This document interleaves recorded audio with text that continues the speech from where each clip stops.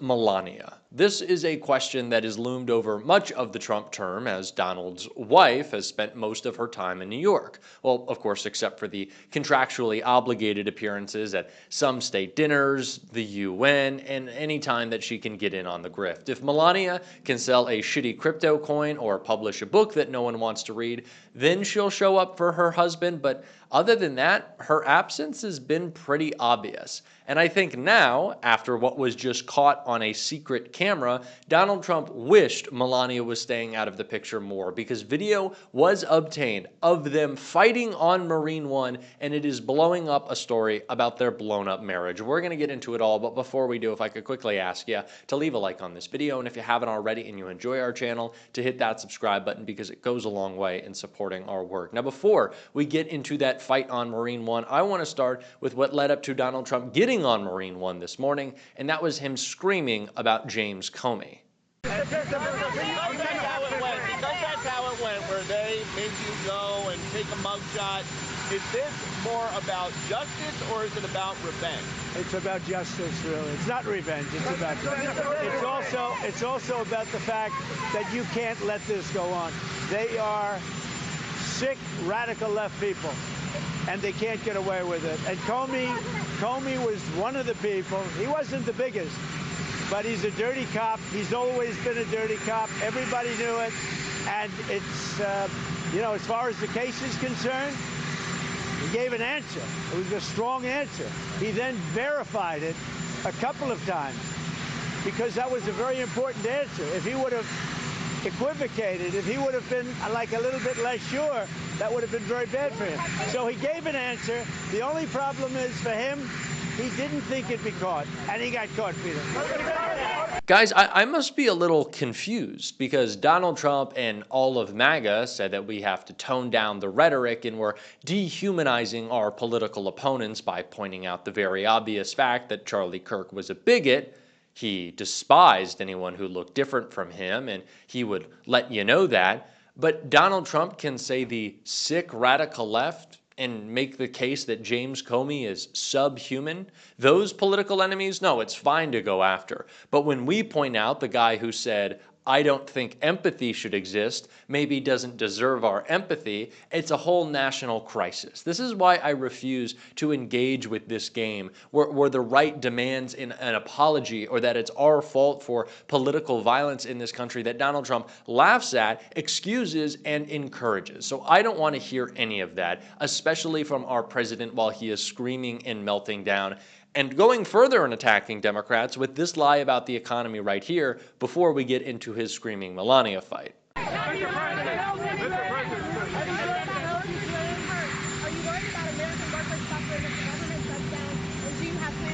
Well, we're going to see, but the radical left Democrats want to shut it down. I mean, it's up to them. We have a great economy going. You saw the numbers yesterday. They're fantastic. The economy's doing well.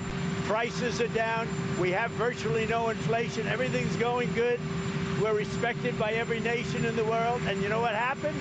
The Democrats want to shut it down. And they want to shut it down because they want to give billions, ultimately trillions of dollars to illegal migrants, people that came into our country illegally.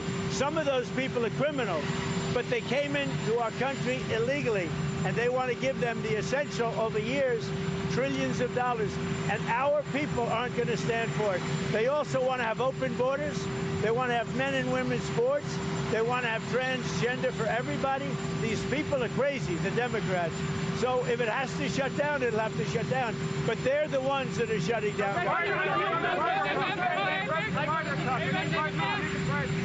What does Donald Trump think is his reality? Did he win the most sweeping mandate in history in a blowout election in which he now has both chambers of Congress?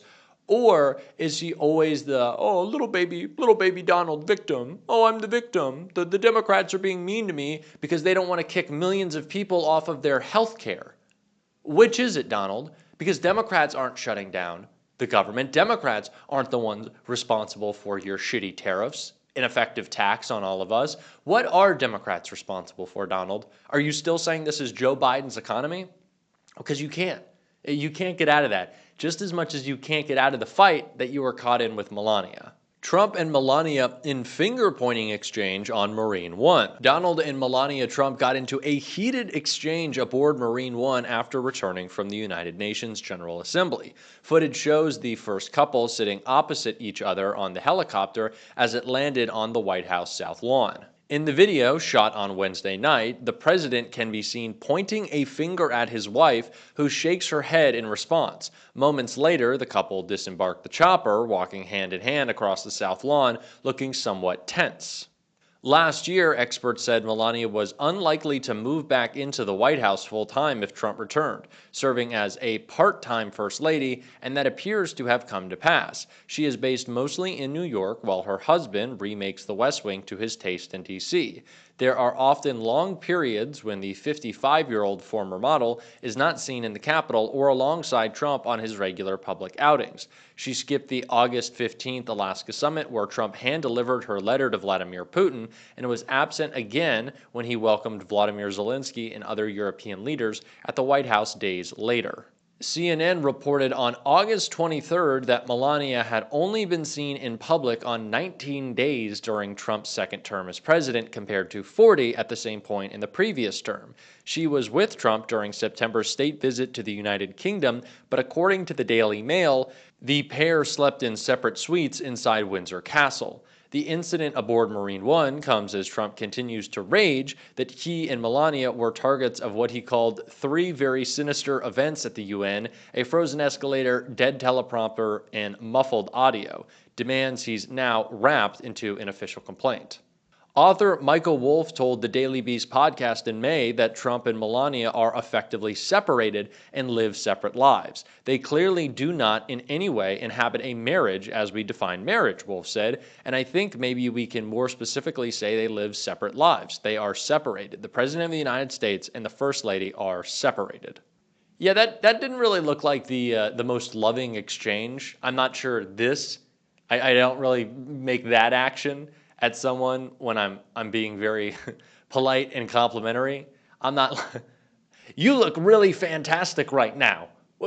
And then Melania's response, "Oh no, please stop. I don't like the compliments. Just shut up. I'm not sure that's exactly how that went down. I'm sure that's what Carolyn Levitt is going to try to spin up. But clearly these two, Michael Wolff said it. It's obviously true. They're separated. They're living separate lives. They're not together.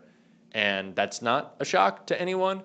But of course, they always will participate in the grift together because nothing brings a couple together like crypto shitcoins. And Donald Trump talked about it, of course, misrepresenting the truth about corruption when he was screaming at reporters this morning.